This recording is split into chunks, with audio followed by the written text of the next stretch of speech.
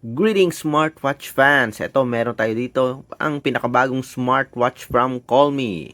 Ang Colme P78 smartwatch. Alaman natin ang features na loaded sa smartwatch na ito. Titingnan natin ang bawat menus and kasama na rin yung design. So, meron tayong papakita sa inyo kung bakit nga ba okay yung smartwatch nito at ibang style compared sa mga smartwatch ng Colme P78 this 2024. So sa video na ito, titingnan natin yung design plus yung menus at features ng ating Colme P78 smartwatch. So kung may mga katanungan kayo about sa smartwatch nito, comment lamang sa baba. And of course, subscribe na sa ating nag-iisang Smartwatch Pinoy TV. Okay, so start tayo. Tingnan natin yung Colme P78 smartwatch. So, kung napapansin nyo dito, ganun pa rin yung packaging. The same ng ibang Colme smartwatches. Itong 2023 at 2024, usually ganito talaga yung packaging nila. Simple lang. And, kung napapansin nyo dito, meron siyang Super AMOLED screen display. Sa likod, meron tayong features at specs. So, meron siyang call function, calorie counter, heart rate, sleep monitoring, at ito, meron siyang built-in LED flashlight. So, papakita natin yan sa inyo mamaya. Ito yung specifications niya. 1.95 inch AMOLED screen display, 410 by 502 pixel resolution. So, maganda yung pixel resolution niya, mataas. And of course, Super AMOLED screen display. And of course, ito yung contents ng box. So, in-unbox na natin yung smartwatch na may kasamang strap, pogo pin, magnetic charger, USB Type-A, and of course, yung user manual. So, talking about yung smartwatch, ito, papakita natin yung design. Sporty, minimalist style. So, meron siyang metal body frame, plastic back cover, may rotary crown button, at ito, meron siyang built-in LED flashlight. Papakita natin sa inyo mamaya.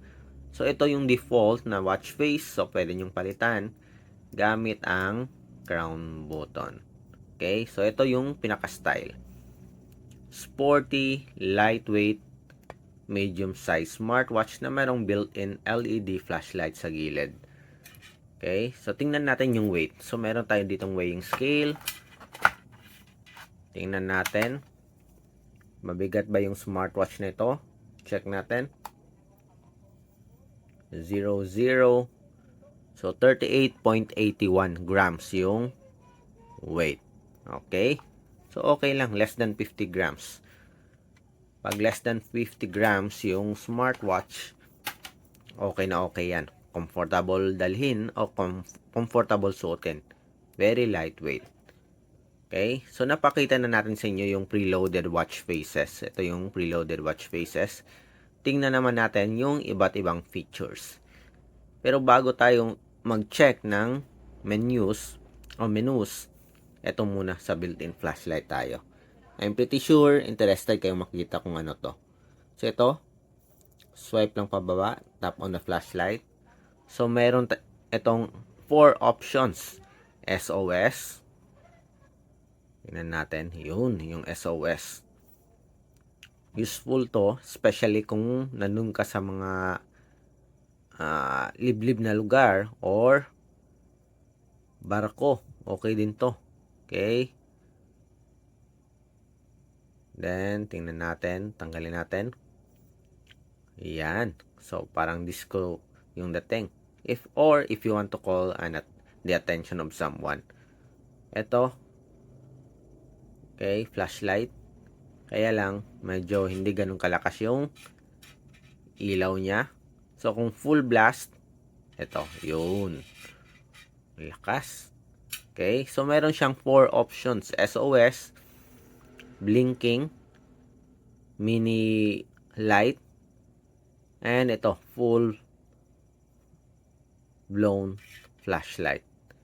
Okay, so ito parang half lang yung light na ini-emit. Ito, full.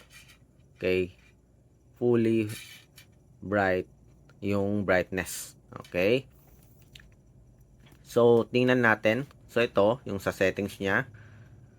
Sa baba, notifications. Sa kabila naman, menus. Yung features dito. Dito naman sa kabila, okay, module. O yung tinatawag nilang cards or widgets. So, iba't ibang tawag. Depende sa manufacturer ng smartwatch. Pero the usual na tawag dito ay cards or widgets. So, meron siyang weather, blood oxygen, blood pressure. To see the full features, swipe nyo lang from left to right. Tap nyo ito. And ito na. Okay, again. So, medyo madulas yung daliri natin because of the oil. Ayun. Okay, so ito yung mga iba't ibang features ng smartwatch. Meron siyang activity tracking, sleep monitoring, may heart rate din, may phone call. Ito yung sa Bluetooth call. Meron ding exercise para sa sports function. Iba't ibang sports function yung loaded. Okay. So, more than 50 plus sports function yung available sa smartwatch. Okay. Then next, merong blood pressure, blood oxygen, may stress monitoring, meron din. Weather report, message notifications, shutter, may player, may AI voice, stopwatch, may alarm, timer, cycle tracking, meron din find phone at settings. Sa settings, may display, vibrate and ring, do not disturb mode, low power mode. Ito yung sa phone, so sa Bluetooth call natin, audio Bluetooth, phone reset. Always on display, meron din. Pili ka lang kung analog or digital clock. Time settings, system restart, power off, and reset. And of course, yung about section natin. Meron ding QR code para sa app. So, if you want to see yung sa heart rate, ito tingnan natin. So, ito yung UI ng heart rate monitoring. Sa blood pressure, tingnan natin. So, ito yung sa blood pressure.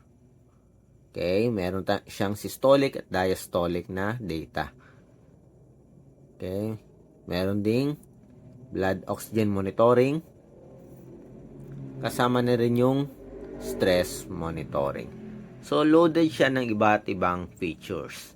Okay, so titingnan natin yung sports sa susunod na mga video. Okay, eto, tingnan muna natin yung support application ng P78. Okay, so gumagamit siya ng Call Me Fit app. Okay, so ito yung iba't ibang details sa support app. Okay, so meron siyang watch face section, favorite contacts, at sa others, ito time format. So pwede ka mag-set ng 12-hour format time or 24-hour format time. May language support. May Filipino ba? Tingnan natin, wala. May auto lock, may daily codes din, control phone music, at iba pa. May weather report din. Okay, so that's it para sa ating Call Me P78 smartwatch. Ang pinaka-latest na smartwatch from Call Me na merong built-in LED flashlight. So kung may mga katanungan kayo, drop lang ng comment. And of course, support our channel ang nag-iisang Smartwatch Pinoy TV sa YouTube. Goodbye!